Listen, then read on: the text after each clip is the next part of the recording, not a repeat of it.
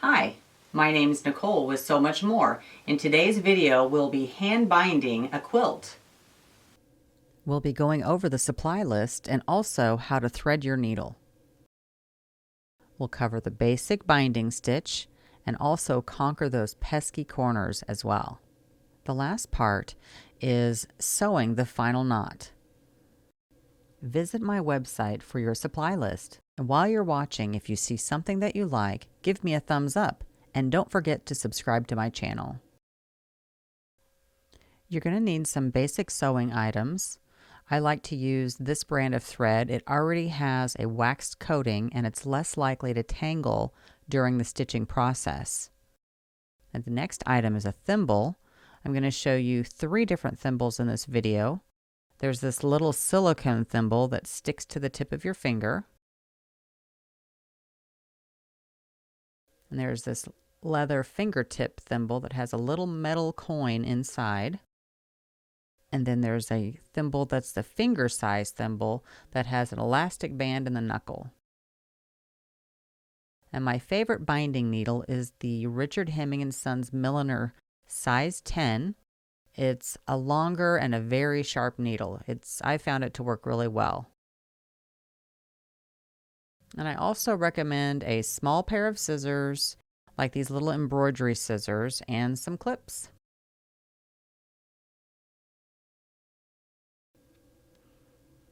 Once you have your supplies ready, you need to thread your needle. This particular needle has a larger eye than most needles. Simply push the thread through the eye of the needle. Now give yourself about 18 inches of thread. If you get too much more thread than that, you'll be doing much more work with your arm and the binding will get tiresome. Now to make a knot, you'll take the end of your thread and twist around your finger like this. And move your thumb along your finger, which causes the thread to twist, and once you pull the thread with your thumb and index finger, it forms a knot. Magic.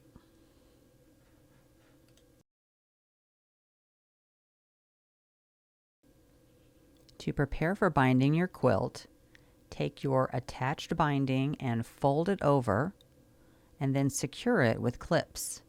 Now you don't need to clip the entire perimeter of the quilt or even a large section. You just need a few clips. That'll work just fine. And you can move these clips through the process of your binding. Start your needle next to the raw edge of your quilt and under the binding fold. And make sure your knot is hidden under the folded binding. Now make your first stitch on your quilt, not too deep. You don't want it to come through the other side, and then catch the very edge of the folded binding with your needle. And pull this thread all the way through. And continue this simple whip stitch until you get to the corner. Again, through the quilt, then up and out, catching the folded binding edge.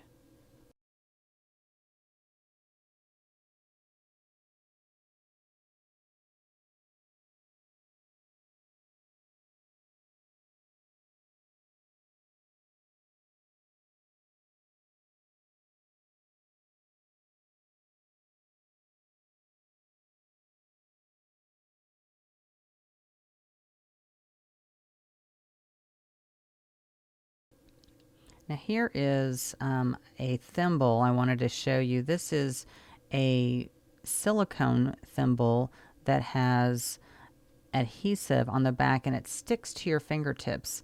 And you'll use the silicone fingertip to push the needle through the fabric.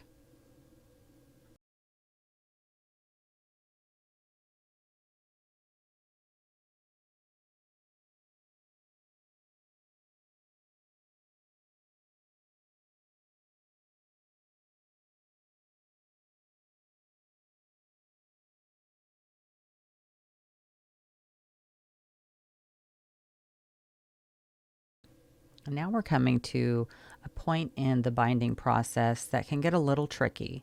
So when you're coming up on a corner, you're going to want to fold down the top edge of that binding so that your corner appears to be mitered. And if you need to use a clip to hold it in place, I would recommend doing that.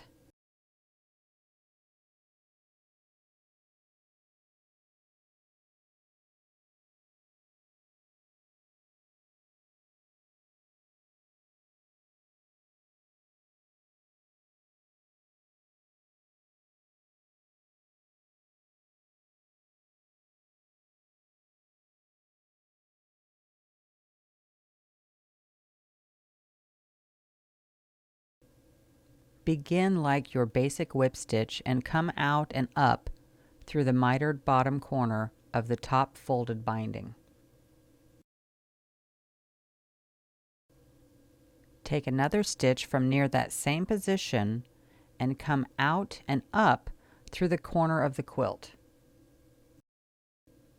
Make sure that you catch the top binding on your way up and the bottom piece on your way back down.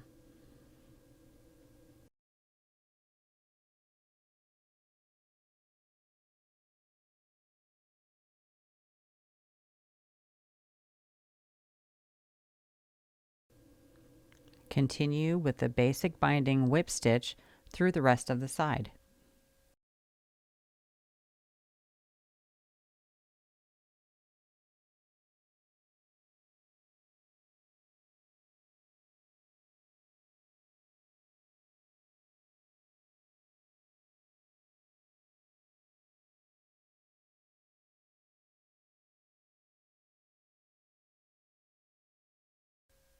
Let's take a look at another thimble option. This next thimble is a leather fingertip thimble. It has a little coin piece in the middle. And this textured little metal coin piece at the fingertip just helps to push the needle through the fabric.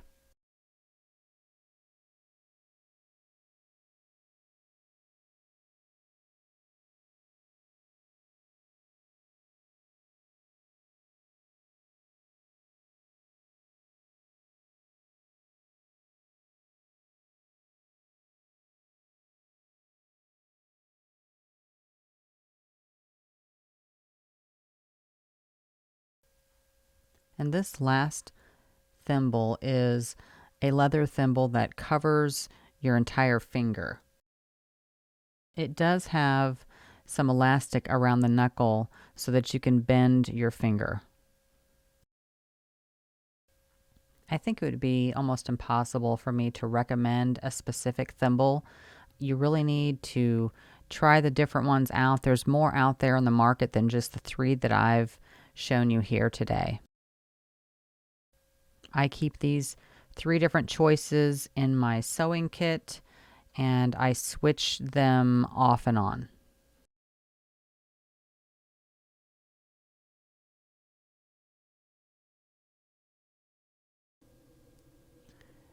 Fast forwarding things just a little bit, we're going to make a large hoop or a loop and prepare this for our final knot.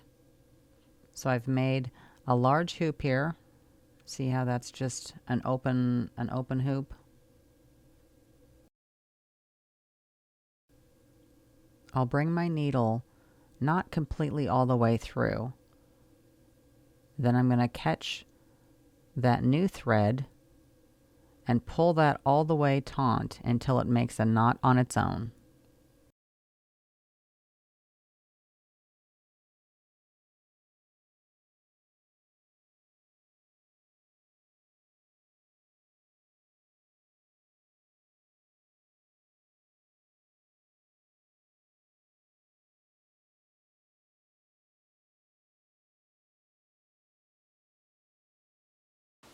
Thank you so much for watching. If you enjoyed this video, give me a thumbs up and don't forget to subscribe to my channel.